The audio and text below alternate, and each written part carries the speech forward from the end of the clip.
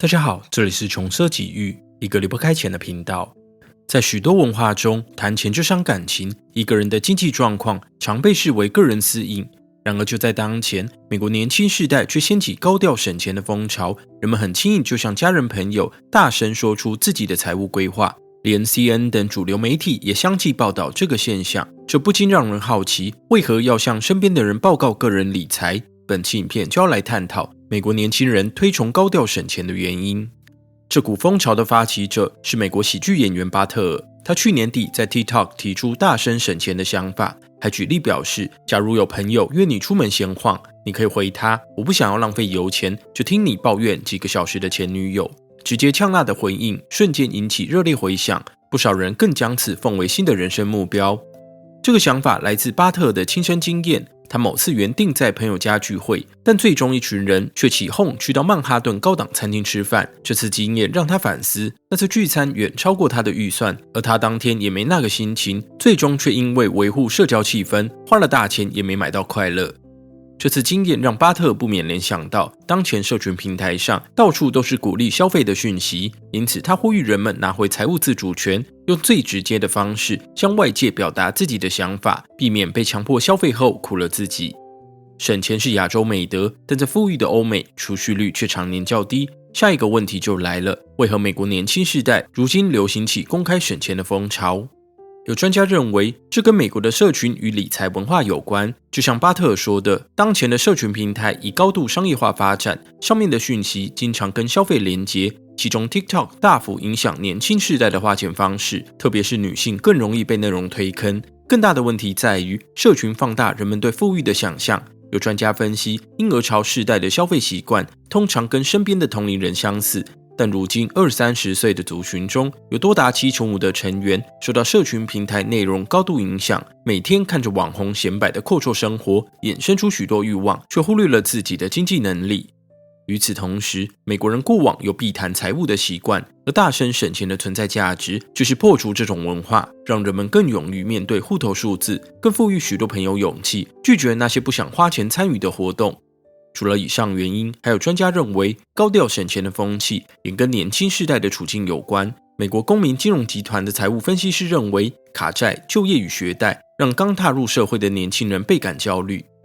美国联准会2024年1月发布报告，该国信用卡与消费性贷款的拖欠率已超越疫情前的水准，直逼有记录以来的最高点。纽约联邦储备银行去年第二季的数据更显示，18到29岁是该国信用卡拖欠率最高的族群。简单来说，文化与经济原因让一部分美国年轻人开始推崇大声省钱，而这个概念也跟美国近年掀起的消费热潮形成强烈的对比。摊开美国经济数据会发现，该国去年的经济成长率达到 3.1%， 超出外界预期，原因就在于热络的消费支出与就业市场。细看个人消费支出年增率，从2020年的低点快速回升，之后虽然成长趋缓，但实质的个人消费支出仍处于成长状态，这让不少专家好奇，为何在联准会升息的同时，民间还能维持旺盛的消费力？对此，英国媒体 BBC 分析，主因之一是美国政府在疫情期间推动的大规模财政补贴，让美国人手头充满现金可花。其中消费主力是年轻的中上阶层，他们在应付基本开销之外，还有余力享受休闲旅游与奢侈品消费。即使当下资金不足，不少人会使用先买后付的方式，满足当下的需求。有专家将他们称为新的YOLO族，也就是选择活在当下。这是因为当人们认为未来充满不确定时，通常会选择满足短期的快乐。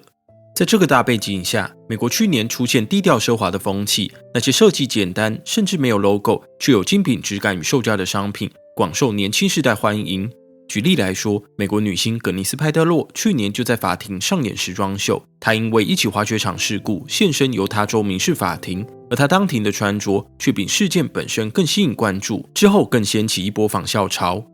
这位女性的穿着走极简优雅风格，从服饰到鞋子全都要价不菲，光是手上拿的笔记本就来自英国豪华文具品牌，要价为$325。至于她的穿搭为何吸引网友效仿，背后就跟整个经济环境有关。回顾2008年金融风暴，西方时尚界也曾流行起简约的设计，之后经济稳定好转，才又回归奢华的风格。专家认为，富裕阶层在经济危机发生时，往往表现得比较自制，回头来看，近年新冠疫情引发的经济冲击，美国虽然躲过衰退，却隐含 K 型复苏的趋势。在金融市场飙涨的同时，实体经济充满不确定性，特殊的社会风气导致低调奢华再度流行。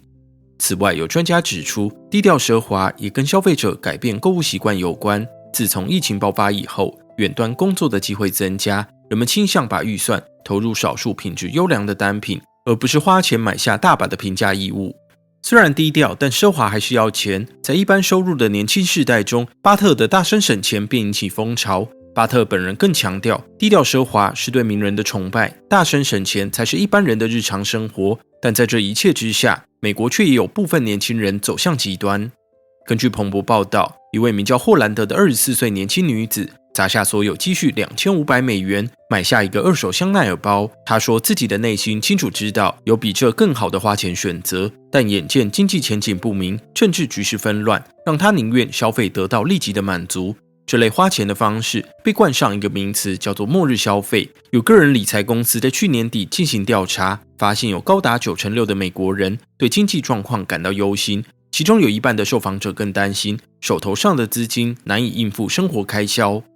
但在恐慌情绪蔓延的同时，却有27%的受访者坦言，他们透过末日消费的方式减轻内心的焦虑感。其中又以年轻世代与千禧世代的状况最为严重。报告还指出，有73%的年轻受访者表示，他们宁愿活在当下，也不要为了未来而削减开支。在这个现象背后，是年轻世代对整个大环境的无力感。过往有研究指出，那些把财务成就归因于运气等外在因素的族群，储蓄率都会相对较低。而新冠疫情后的经济变迁，更加深民众对外部环境的悲观预期。有人便对媒体表示，买房成家对他来说太过遥远，因此决定将原本用来支付头期款的资金花在其他能够负担的事物之上。回到大声省钱的话题，若跟以上具有争议的消费模式相比，省钱更受到主流媒体与理财专家的肯定。但也有人认为，美国短期内出现多种财经术语，也凸显出该国的经济问题，而将在2024年底举办的总统大选更拉高整个社会的不安定感。CNN 还提出一个观点，这些金融术语的使用者大多是年轻世代，他们在疫情爆发时才刚进入职场不久，对未来的焦虑让他们更想要探讨理财话题。这也凸显出美国学校教育在财务课程的不足之处，因此网络疯传的大声省钱以及理财网红的崛起，反映出年轻族群对资讯的迫切需求。总结来说，无论是美国或其他国家，这几年的经济波动衍生出许多新的社会现象，但保有储蓄的习惯，建立完整的资产配置，虽然无法满足短期的快乐，却是降低财务崩溃风险的关键。好了，这集的重奢就到这里。对这个话题有兴趣的朋友，不妨在下面留言聊聊你们的想法，也欢迎追踪我们的脸书与 IG。我们下一集再见，拜拜。